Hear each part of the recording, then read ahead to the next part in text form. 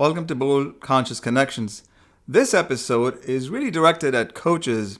Whether you're new or been an experienced one, we know that you have gifts that you're offering to the world. And oftentimes what trips you up is the idea of enrolling. The enrollment conversation's often scary for most people. So you know that you're doing a big disservice to the world if you don't get this part of your business mastered. Most of coaches, just love to, share, create, teach courses or do one-on-ones or do group sessions, but they're somehow scared to death of selling or enrollment. And there's a big difference between the two because those conversations are different. So today, my partner, Tricia Ramos, who, she has really done some great work with enrollment in the past. She's been very successful with that. So I thought that perhaps we can touch on some of the, important topics that affect coaches out there, who want to bring their voice to the world, help as many people as they can. And this is a big obstacle for many of you out there. So Tricia, welcome. Thank you. I'm so excited for this topic today because this is so important for every coach out there to not just embrace, but to master. Because if you can master this conversation, you'll be able to expand your reach and help as many people as possible. Absolutely. So perhaps we should go to the very beginning of when you started to get into the coaching business and when you quit your 20-year career at a big corporation. What was that? What was the genesis? What was that decision point that got you to really get into this business? And then we can talk about enrollment in a bit. Yes, I've always loved listening to people, having conversations with people. And even I have memories of being a young girl and listening to adults talking and just asking them questions, and they would look at me sort of with those wondering eyes like, what question are you asking me? And wow, that's actually a really good question. So throughout my life, in the 20 years I was in corporate, it didn't really matter if it was somebody who reported to me or someone I reported to or a peer. I really just had a knack for being able to help facilitate somebody's thinking so that their perspective could be broadened.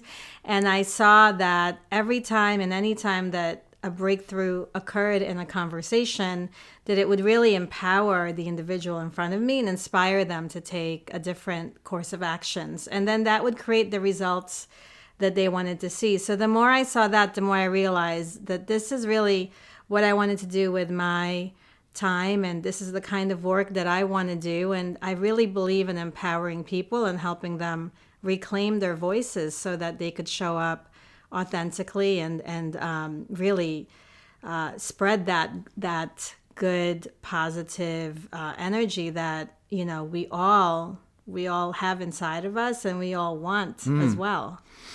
So, what is it about? Today, you've been doing it for a couple of years now, and we're together working on not just this, but other businesses together. What is it about enrollment? The word enrollment obviously is used in institutions. Students apply and you enroll. Obviously, that's the industry term for coaching as well. But often people just get scared of that conversation. What do you think that is? I think that as a coach, if you are scared of that enrollment conversation, it's because you haven't yet made the connection that the conversation is not about you or your ability to sell your program. That conversation is about the client or the prospective client and their ability to believe in themselves with your help, with your skills, right? So enrollment is really about you as the coach navigating a conversation that will allow the person in front of you to start believing in themselves or start remembering why they ought to believe in themselves. So you're not enrolling them into you.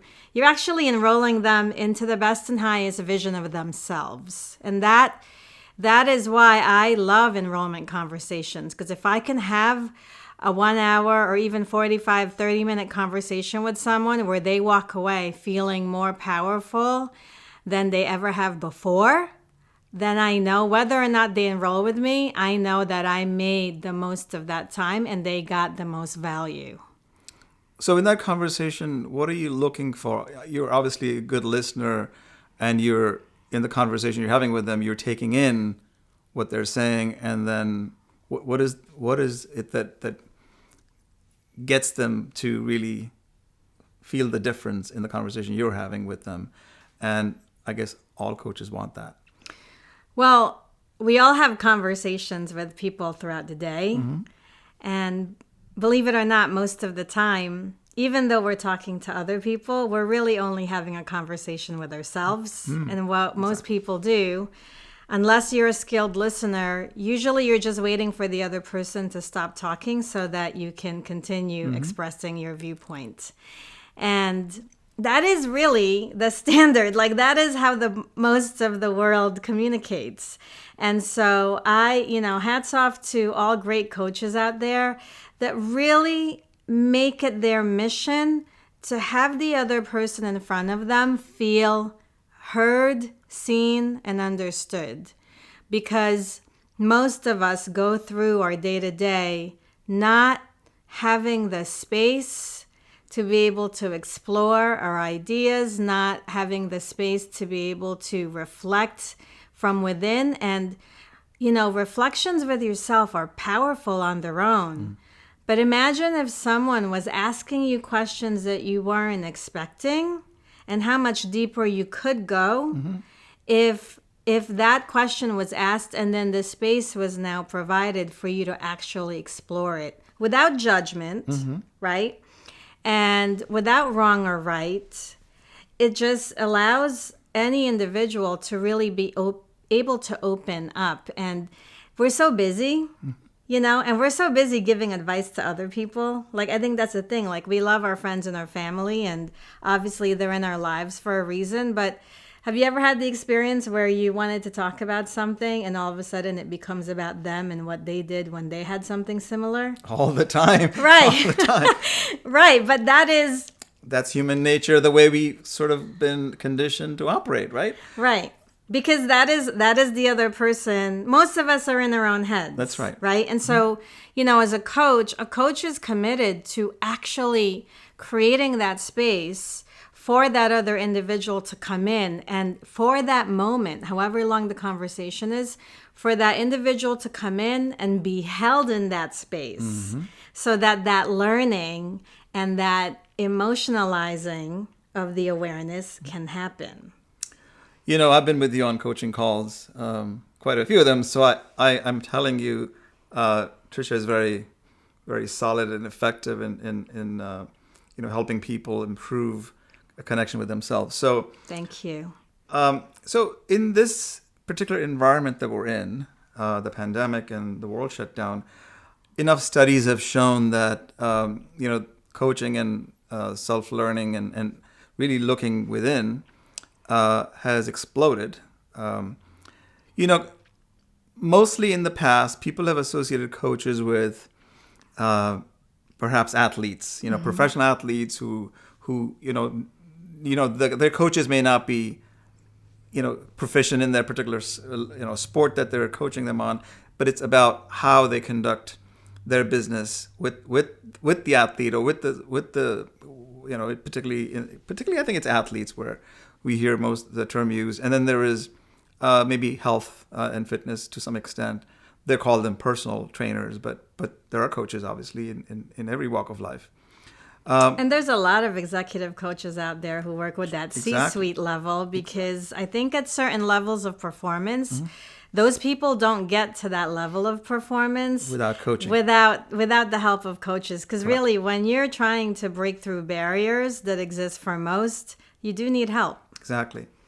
So in that context, what I wanted to see if there was any way to demystify or help people understand the difference between, because I think most of us coaches are scared of this conversation because we think it's selling. Can you distinguish between selling enrolling since you do that so well? Sure. I started saying before that enrollment call for me, it's successful if the other person walks away having more of a belief in themselves than they did when they first entered it. Right. So for me, enrollment is really it's the conversation in which you get the client or the prospect to commit to doing personal or professional development work so that they can then engage that higher version of themselves, right? So enrollment is really benefiting that other person. Like it would behoove them to do this, to do this work with a coach, because on the other side of them doing it is them reaching their next level of growth, right? Getting closer and closer to their highest potential. And then sales is sales. Like really you have a service you provide or a product you're selling, and somebody buys it, and in exchange they get that product or that service. So listen, we're really talking about words here. For me, enrollment engages me on a higher level. But it's also still sales. Sure. Right? Yeah. So if you cannot sell your service, then you're not going to be able to serve. So enrollment Or a product, or yeah. So I think that I don't want any coach listening to this to get caught up between one or the other. The idea is that for you to be able to impact as many people as you can with your skills as a coach, you as a coach probably became a coach because you have this inherent desire to help someone to make their lives a little bit easier than perhaps yours was. Maybe you figured out a way how to overcome trauma that you've experienced, your own deep traumas, and you want to help other people going through theirs. Or maybe you have a way, it's just coaches become coaches because they just have this desire to help others, to cut their pain that they could potentially experience. And that's why I love coaches, and I am one for that reason, because I think that life is hard enough, so let's help each other out, right?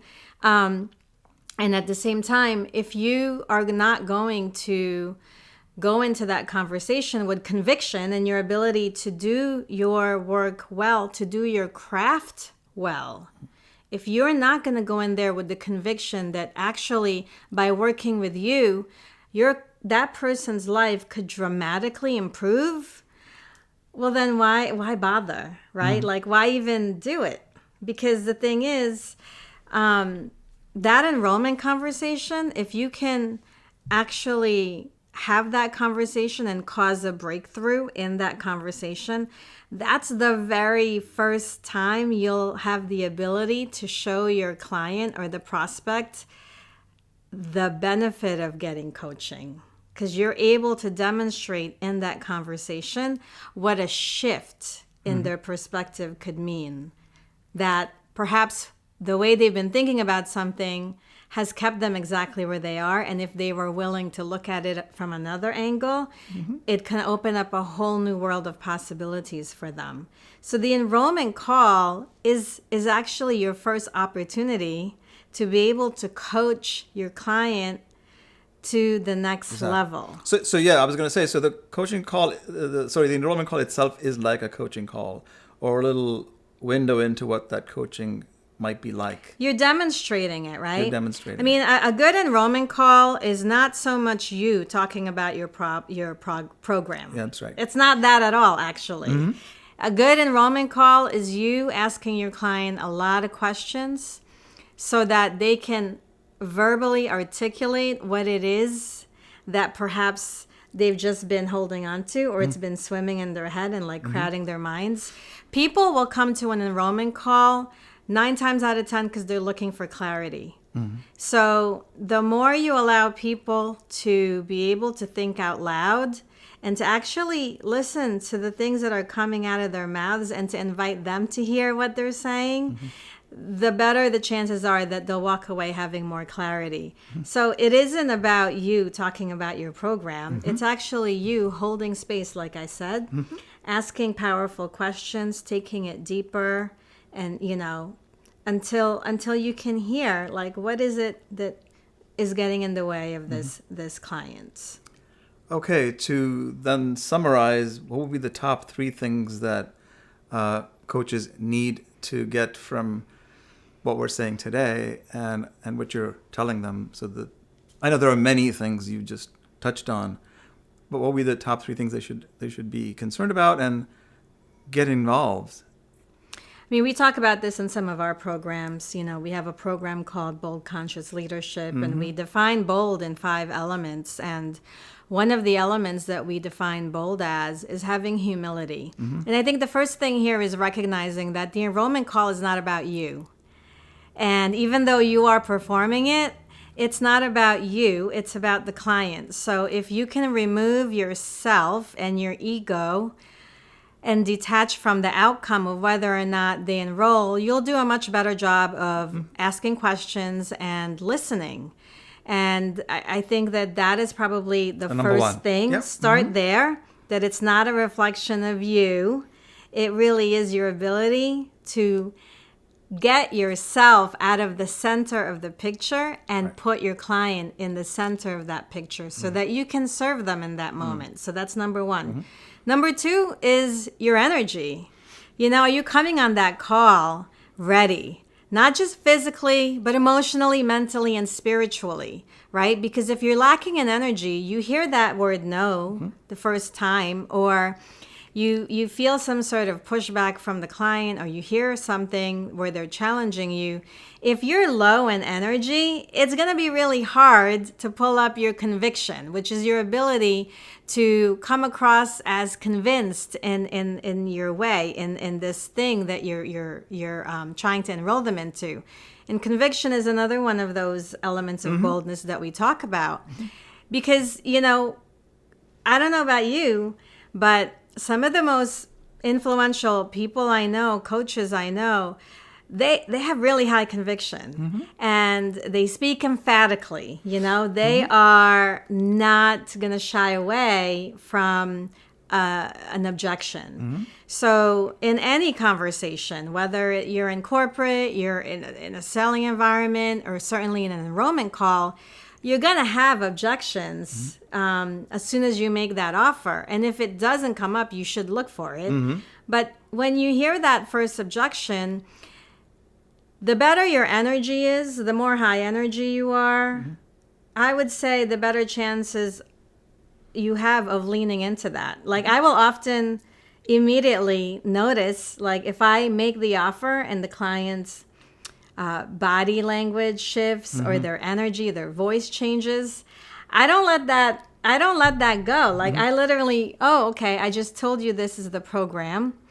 and I just saw a significant change in your energy. And or, you call them on it, right? I do. It's, you know, tell me what you're experiencing right now, because I just saw your energy shift. So what's going through your mind? Because a minute ago, you were really excited about the prospect of, you know, making these changes and actually, like, creating your vision, making it a reality. And so now what are you experiencing? Talk to me about that, because that's actually something, as a coach, you want them to bring that to the forefront so that you can work through it and help them work through it.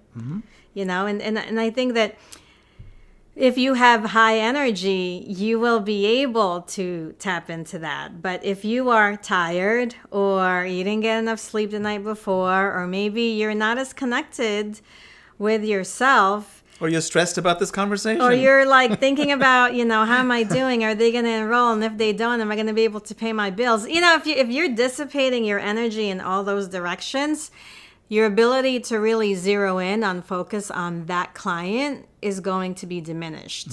And, you know, I think about Michael Jordan, you know, one of the greatest athletes. His secret was he only focused on that game. He didn't look at the season and focus on all 70-something games. He literally made it a point to play whatever that game was that he was playing and put his best foot forward. And whatever was past was behind him. He already forgot about that, right? And so if you're listening to this and you've had a slump, maybe you've had like a series of calls and you haven't enrolled anybody, let that go, right? Like, let this be the present moment where you decide, you know what?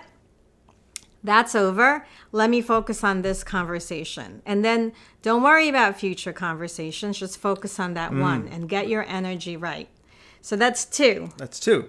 Humility and energy. Humility and energy, because the energy allows you to have conviction. And then the third thing I would say would be skill up. Skill up. Listen to, like, by listening to this podcast, or, working with coaches, hire a coach that can help you amp up your enrollment game, or talk to other people who, have had success with this. How did they overcome whatever challenges they had in the beginning?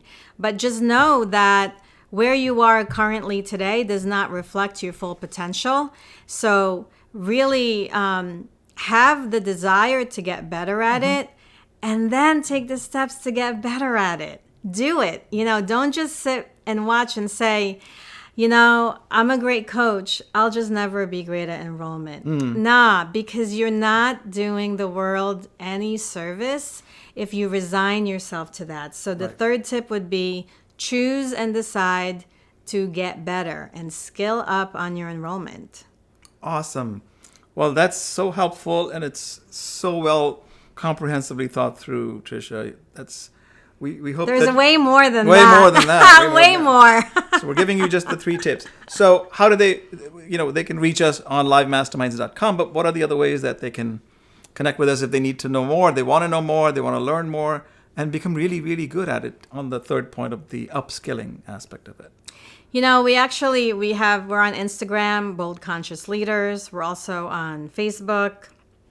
And I would say, on there, what we post, stories and content about enrollment. And also you can follow me at trisharamos.com. I will be talking about this topic often. It's really something that is near and dear to us, because we know that a coach's ability to increase their impact and their influence will really begin with their ability to be able to be enrolling. So this is really something you'll see us more and more focusing on. And watch out, stay tuned for an online course that Live Masterminds is going to be dropping in the next few weeks. And you can certainly enroll in that. Get it? Enroll in that. And that could be the beginning of you. Or, it could be in addition to what you already do to skill up on your enrollment skills. Awesome. Well, I appreciate this conversation. Thank you so much, Tricia. And you guys, again, a lot of coaches out there who get certified, and, in their programs, typically what we see is that people have not really learned how to market themselves, or to so you can get to the enrollment call. And the whole process is fraught with, such discomfort, and we would like to change that. So keep in touch. Bold Conscious Connections is our podcast, and livemasterminds.com is our website. So we look forward to being in touch. Thank you.